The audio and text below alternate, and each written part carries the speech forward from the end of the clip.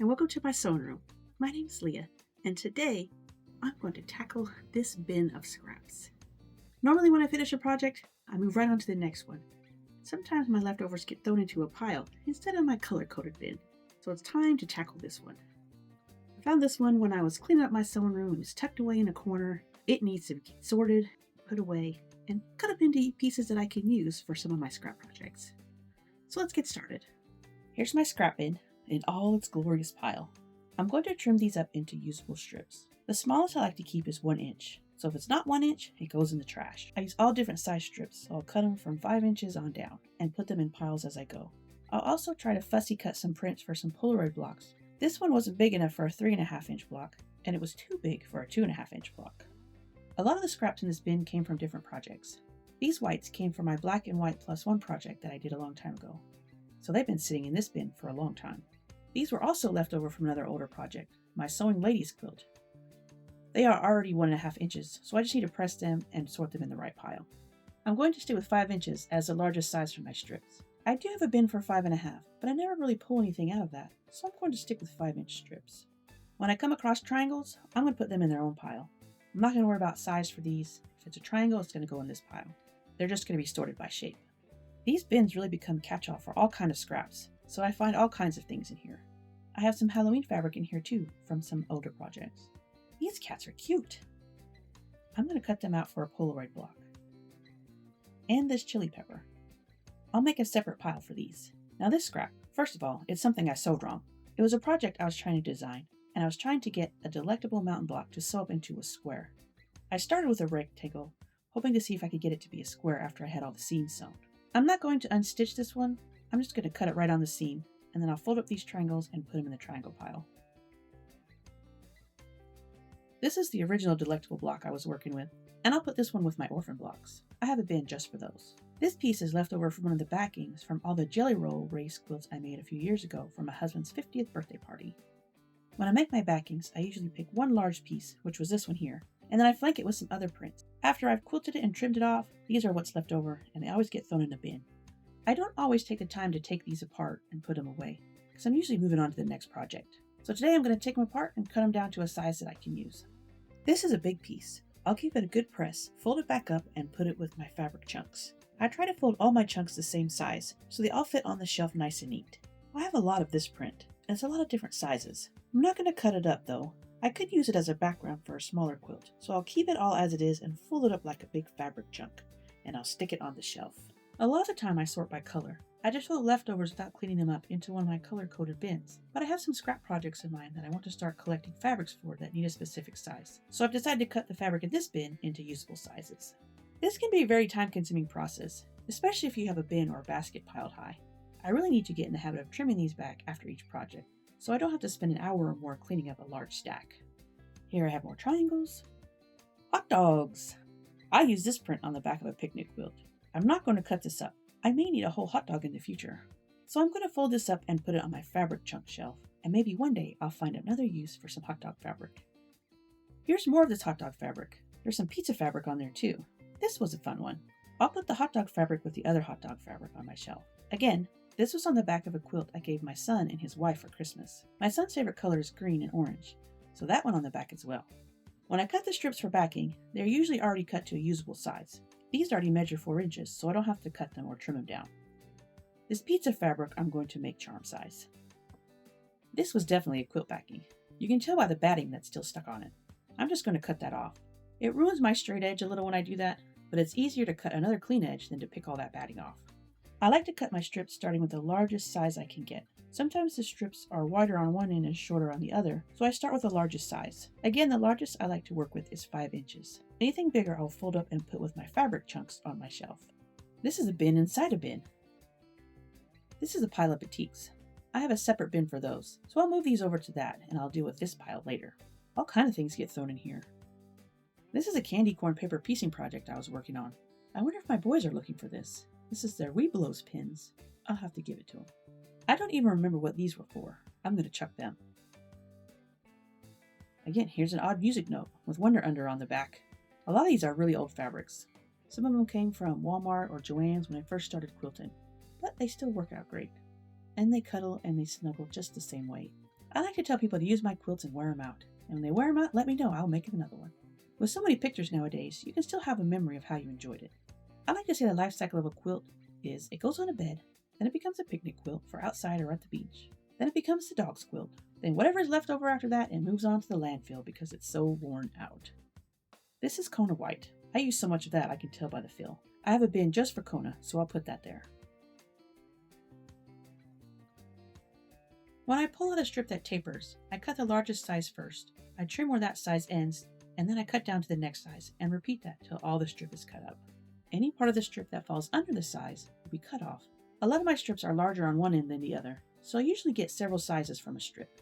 I like to go down in half-size increments, but I do keep 2 1/4 as well, as I have a lot of those left over from my binding strips. I also like to keep 1 1/4, as sometimes those give me just the right piece I need for specific projects. This is another leftover backing scrap. I'm not going to try and pull the stitches from this one as it has longer seams. I'm just going to cut it. I'm going to fold these 2 seams together so I can cut them at the same time. This piece is so big, it can be a fabric chunk. I'll fold that one up and I'll put it on the shelf. I'll trim off the other side and then I can fold them both up together nice and neat and have them ready for the shelf. I'll do the same for this next backing as well. The frogs are cute and I might can use them for something else. I bought this frog fabric probably over 20 years ago when I first started quilting. It was super cheap. It was $1 a yard, so I said give me all of it, and I have used it in a lot of backings. It has definitely come in handy over the years. Here's half of a leftover 1 block wonder block. This quarter of a Dresden plate was a sample. I was trying out something for one of my new patterns. I really don't know what I'll do with this. You know what? We're just going to throw it away. One last thing to worry about, and if it's cut up, I can't save it. Cha-ching! Now it's trash. These red triangles were probably cut to make some flying geese. I think I'll keep these together for now, along with this white, and I'll put them in my orphan block pile. Here's another big piece. I'm going to keep it big and I'll fold it up and put it on the shelf. Again, these bins get a lot of my leftover backing pieces.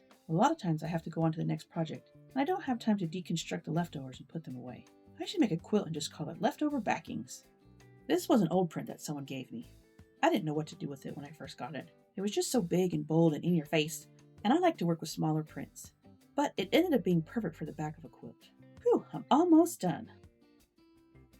One of the last things left in here is some velvet. I bought this because I was going to use it as the backdrop to hang up some of my brooches, so I'll just leave that in this bin for now. It's nice and soft and fluffy. It reminds me of a loaf of bread in the bread pan. So this is what I have left. I'm going to go through them one at a time. If I look at the pile as a whole, I might get overwhelmed. Even though I sped up the process for the camera, I've been doing this for over an hour. But if I pull things out one at a time, it isn't so daunting. And I'm almost done. These are my leftovers from a strip tube. I'll take the white off, but I think I'll leave the print sewn together. I'm wondering if I could do something with those. Maybe the center of a block with white flanked on each side. More of a modern quilt. I have 14 of them left over. I've also had an idea just hit me for this print. I'm going to take the strip that I put in my 5-inch pile and cut them down into charms. These would be neat with some solid printed flying geese all the way around them. It'd be a bright colored sawtooth star. Here's my last strip.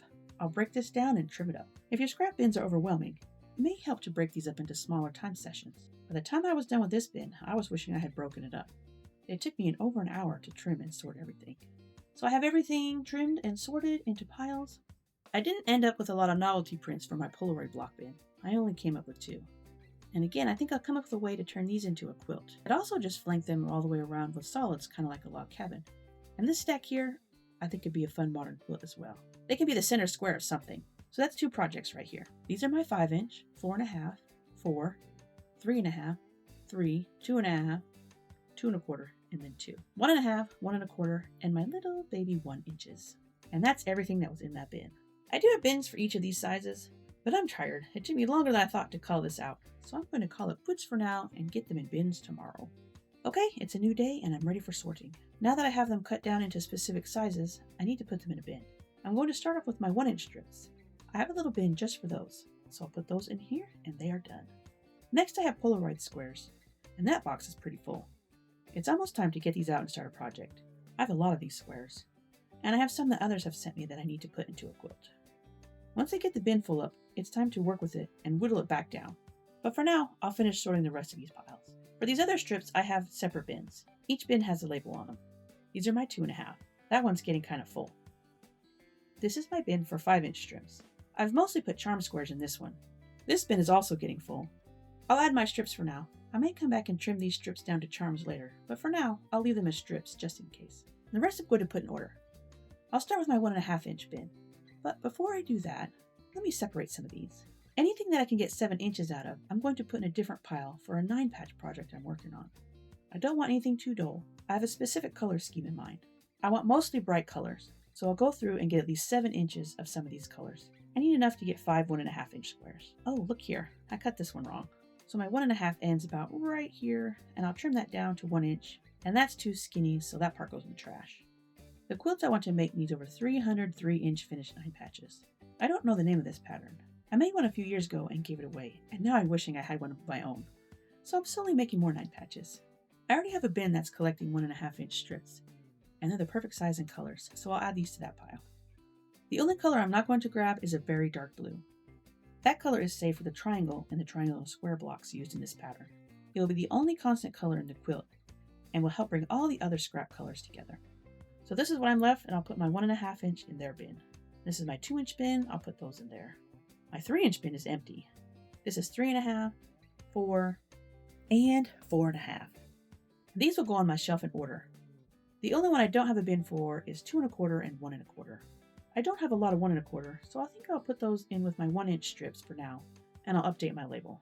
I want to keep my 2.25 separate because I do a lot of binding with that size.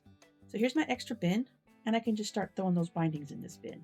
I'll add a label to that one later, and I'll put my 2.25 in here. I'll put these in my 9-patch bin, and I'll put these projects in this smaller bin. I'll keep this bin close to the machine for now, so I can remember that I want to make a project out of them. Again, these I can flank them with some white or a solid color, and then connect them all. So there's all my stuff sorted. Now if you don't use a lot of these sizes, just cut the sizes that you do use. If you use a lot of 2.5, cut them all 2.5. If you don't like 2.25, cut them down to 2 inches. 2 inches goes into a lot of quilts. If you don't like working with 3-inch scraps, cut them down to 2.5. It all depends on how much you want to store and how you want to store it. You can even color code it if you want. But I'm going to keep these in strip sizes for now. I have another scrappy quilt that I want to work on. I want to make another faceted jewels quilt, and I need a lot of 2-inch strips for those to make 4 patches. This is my bin for my 9-patch project that I'm working on. It's a bigger bin because I'm going to turn this into a bigger quilt. So I'll put the 1.5-inch strips that I separated from my regular bin and put these in here. I keep all these smaller white bins right here next to my fabric wall. As you can see, I have a couple more bins I need to go through. One right here and one right here. And there you have it. My big scrap pile is finally sorted, trimmed, and tucked away into these nice, neat, size-coded bins. It took a good chunk of time, but now everything is ready for the next project. If you've ever felt overwhelmed by scraps, just remember, taking it one piece at a time really helps. Whether you sort by size, color, or project, having a system makes all the difference.